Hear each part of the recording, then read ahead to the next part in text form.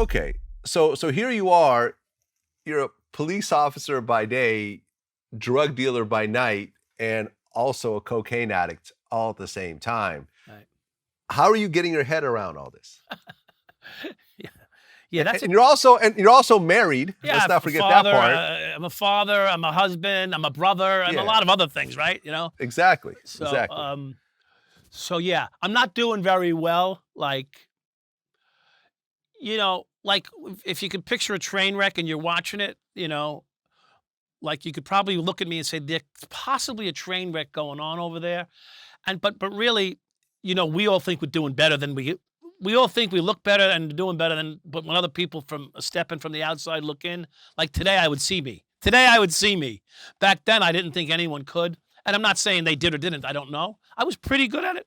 But the reality was um I would, on my way to work, I'd be, and I tell this story, I'd be driving 90, but in the right hand lane, not the left hand lane. Because in the right hand lane, if anything happened, I would go off the highway. I wouldn't hurt anybody else. And also, I can get off the ramp and get to a hospital real quick because I'd be going numb on my way into work. What do you call it? Stress, anxiety. I don't know what the fuck it was.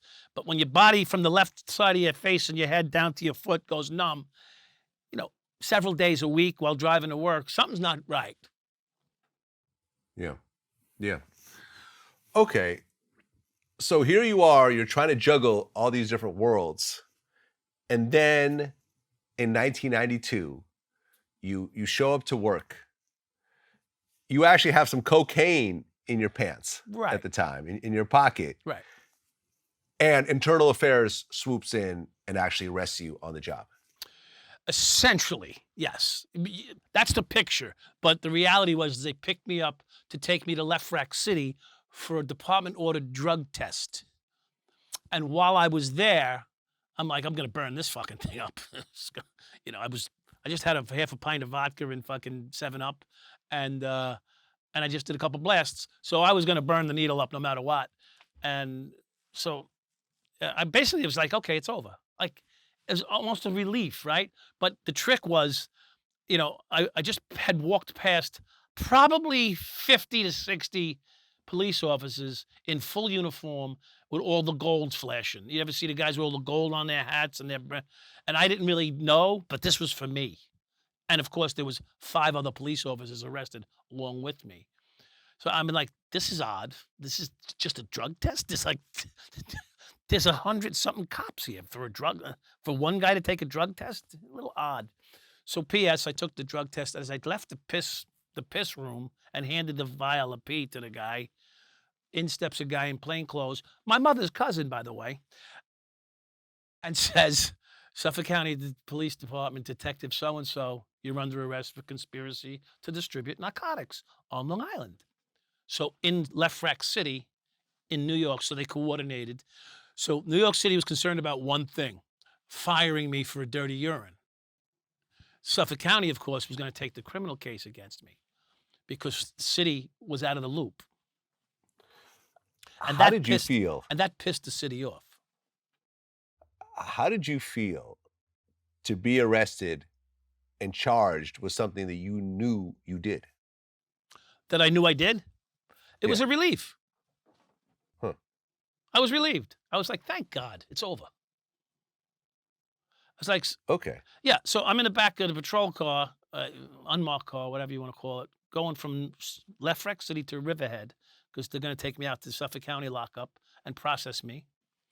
And it was the most peaceful feeling I had. Of course, I was handcuffed, behind my back like regular perp, and walked into the jail cell in Suffolk County, which they were not very nice, and still aren't, by the way. And I don't recommend it.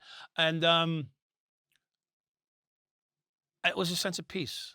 Okay, so now I just have to deal with this problem. Like we just shift problems now, and I don't know, maybe I'm the guy that walks into a room with a pile of shit and said there must be a horse in here, right, somewhere because look at this pile of shit. And I don't. That's how I was raised, maybe, or that's just who I am in nature. And so I looked at it as another obstacle to a wonderful future. Like I didn't see, yeah. I didn't see like a major problem here. Like my mind doesn't process things that way. I'm like, okay, we'll deal with this and we'll be okay. So ironically enough, in the end, I'm okay. But in the beginning, it was not that way, obviously. Well, you get arrested. Right. How much time were you facing at that point that they were telling you? Life. You were facing life in prison. Oh, Well, okay. so let me back up. So I get arrested by the state, and the state has me like 3 to life. Okay. So realistically 10 years with the state, 8 to 10 years with the state, realistically. I get out on bail with the state, and then New York City gets together with the feds, and then they come. And Kenny puts the wire on from the documentary. I don't know if you will have led with people would have seen the documentary or suggested they see it before the interview or after the interview, whatever. Yeah. But Kenny puts the wire on while we're out on bail and sets this whole big thing in motion, which you see a Right. little controversy in the documentary that's not really 100% accurate, but overall it is.